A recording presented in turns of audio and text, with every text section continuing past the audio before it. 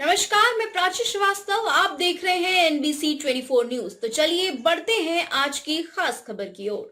मोदी सरकार ने मनरेगा की मूल आत्मा को ही खत्म करके श्रमिकों से काम का अधिकार छीना है। मनरेगा कानून में परिवर्तन मोदी सरकार का श्रमिक विरोधी कदम है। ये महात्मा गांधी के आदेशों पर कुठाराघात है। मजदूरों के अधिकारों को सीमित करने वाला निर्णय है। मोदी सरकार ने सुधार के नाम पर झांसा देकर लोकसभा में एक और बिल पास करके दुनिया की सबसे बड़ी रोजगार गारंटी स्कीम मनरेगा को खत्म कर दिया है। ये महात्मा गांधी की सोच को खत्म करने और सबसे गरीब भारतीयों से काम का अधिकार छीनने की जानबूझकर की गई कोशिश है। अब तक मनरेगा संविधान के आर्टिकल 21 से मिलने वाली अधिकारों पर आधारित गारंटी थी। नया फ्रेमवर्क ने इसे एक कंडीशनल केंद्र द्वारा कंट्रोल की जाने वाली स्कीम में बदल दिया है। मनरेगा गांधी जी के ग्राम स्वराज, काम की गरिमा और डिसेंट्रलाइज्ड डेवलपमेंट के सपने का जीता जागता उदाहरण था। लेकिन इस सरकार ने न सिर्फ अपना नाम हटा दिया है, बल्कि 12 करोड़ मनरेगा मजदूरों के अधिकारों को भी बेरहमी से कुचला है। 2 दशकों से मनरेगा करोड़ों ग्रामीण परिवारों के लिए लाइफलाइन रहा है और कोविड-19 महामारी के दौरान आर्थिक सुरक्षा के तौर पर जरूरी साबित हुआ है। अब तक मनरेगा मजदूरों को काम देने का कानून था। श्रमिक अधिकार पूर्वक मांग करते थे, जिसे योजना में परिवर्तन कर दिया गया। अब इसे चलाना नहीं चलाना सरकार की मर्जी पर निर्भर होगा। मनरेगा के तहत सरकारी ऑर्डर से कभी काम नहीं रोका गया। नया सिस्टम हर साल तय टाइम के लिए जरूरती रोजगार बंद करने की इजाजत देता है, जिससे राज्य ये तय कर सकता है कि गरीब कब कमा सकते हैं और कब उन्हें भूखा रहना होगा। एक बार फंड खत्म हो जाने पर या फसल के मौसम में मजदूरों को महीनों तक रोजगार से दूर रखा जा सकता है। मनरेगा केंद्रीय कानून था। 90% राशि केंद्र सरकार द्वारा भेजे जाते थे। अब केंद्र और राज्य का हिस्सा 60-40 का हो जाएगा। पहले मैचिंग ग्रांट 50% राशि राज्य जमा करेगी, तब केंद्र सरकार राशि जारी करेगा।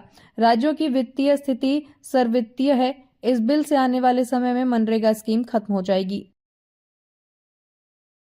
और उसके एक योजना मिशन के नाम पे प्रोग्राम करने का प्रदेश कांग्रेस कमेटी की ओर से जो प्रमुख बिंदु दर्शाए गए हैं वो आप सभी साथियों को उपलब्ध करा दिए गए हैं।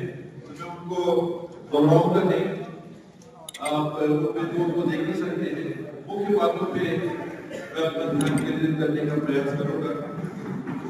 इसमें हुआ क्या है, देश में प्रत्येक नागरिक को एक अधिकार संविधान के प्रावधानों के अनुसार दिया गया था। जब वो मांगेंगे उनको रोजगार उपलब्ध कराया जाएगा, एक सुनिश्चित दर पे रोजगार उपलब्ध कराया जाएगा, 100 दिन का रोजगार उपलब्ध कराया जाएगा। छत्तीसगढ़ में राज्य की सरकार ने 50 दिन अतिरिक्त रोजगार के प्रावधान की बात रखी। क्या हुआ आशीर्वाद और पदाधिकार पत्र धारकों को 50 दिन अतिरिक्त रोजगार के प्रावधान करके रखा था। इसको विलोपित करके विकसित भारत गारंटी रोजगार एवं आजीविका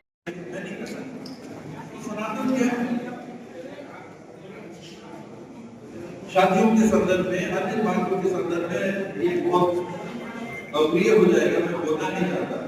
लेकिन मेरे को लगता है कि हम सबको ग्रंथों को पढ़ना चाहिए और क्या पक्षों पालन करने की स्थिति होती है। हम बोलने से जो मूल सार होता है, जो कभी नहीं होता, उसको सनातन सत्य का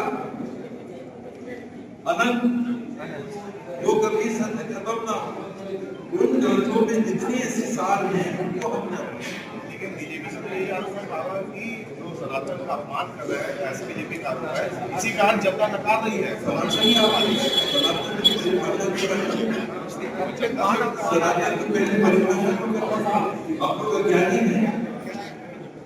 पता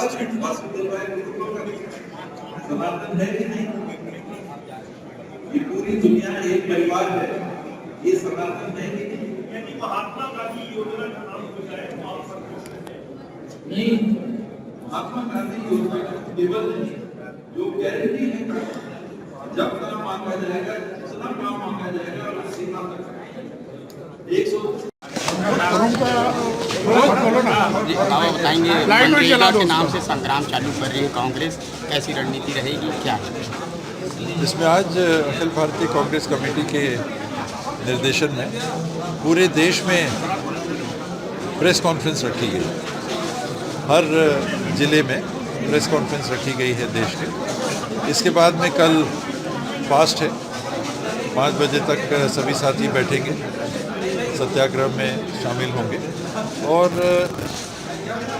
प्रतिदिन की एक कार्य योजना बनी है जिसमें गांव-गांव तक जाना है, लोगों के बीच में जाना है, उनसे चर्चा करना है, उनसे रायशुमारी करनी है। मनरेगा हटा दिया गया, नई व्यवस्था लाई गई है, क्या उससे वो सहमत हैं, और यदि सहमत नहीं है तो हस्ताक्षर करा के भी राष्ट्रपति जी तक ले जाना। इसमें पदयात्राओं का भी आयोजन होगा।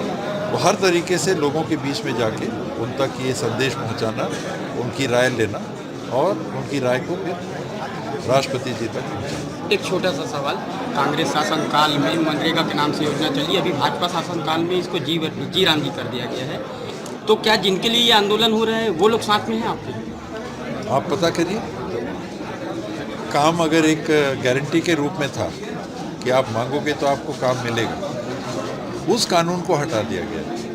इससे लोग अगर संतुष्ट हैं तो फिर हम लोग को पहल करने की क्या आवश्यकता है? लोगों का कहना है कि हमको कोई गारंटी नहीं चाहिए, काम मिले तो ठीक है, सरकार ना दे तो ठीक है। अगर ऐसा ही राय है लोगों की, और लोगों का अगर कहना है कि नहीं, ये जो कानून था उसको आप बाधित मत करिए, उसको सीमित मत करिए, हम जब मांगेंगे उतना काम आपको देना पड़ेगा। जी उसे आलोक चक्रवाल जी कुलपति का एक वीडियो वायरल हुआ है जिसमें उन्होंने असभ्य और अशिष्टाचार व्यवहार किया है, उस मामले में आप क्या कहना चाहिए? बहुत ही निराशाजनक, बहुत अफसोस की स्थिति थी। और एक क्लिप में मैंने देखा कि स्वयं कुलपति जी उसी संदर्भ में कह रहे थे कि कैसे बात करना चाहिए कुलपति से, आपको मालूम है कि नहीं। अगर कुलपति जी स्वयं ऐसा प्रश्न कर रहे हैं तो कुलपति को कैसा व्यवहार करना चाहिए, इस पे कुलपति जी को चिंतन करना चाहिए। धन्यवाद। चलो।